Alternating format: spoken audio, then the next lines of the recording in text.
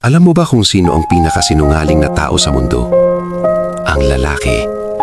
Hindi dahil masama sila, kundi dahil hindi nila kayang aminin kapag nahihirapan na sila. Sanay silang ngumiti kahit pagod na ang loob. Sanay silang magpanggap na okay kahit unti-unti na silang nadudurog. Kapag kinamusta mo sila, iisa lang ang sagot. Okay lang.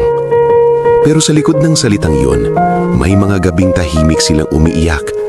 May mga problemang sila lang ang may alam. May bigat na araw-araw nilang pasan, pero wala silang masabihan. Dahil tinuruan silang maging lalaki, matigas, walang luha, walang kahinaan. Para bang bawal silang mapagod, bawal silang masaktan, bawal silang umiyak. Dahil kapag lalaki ka, dapat palagi kang malakas. Pero ang totoo, mas emosyonal ang lalaki kesa sa iniisip ng lahat. Mas malalim silang magmahal, mas tahimik silang masaktan, mas matagal nilang kinikimkim ang sakit hanggang sa sila na mismo ang maubos.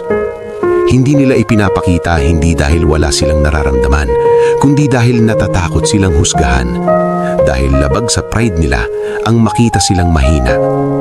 Kaya sa susunod na marinig mong sinabi ng isang lalaki na, okay lang ako, sana maintindihan mo, minsan, iyon ang pinakamasakit na kasinungalingan na kaya niya.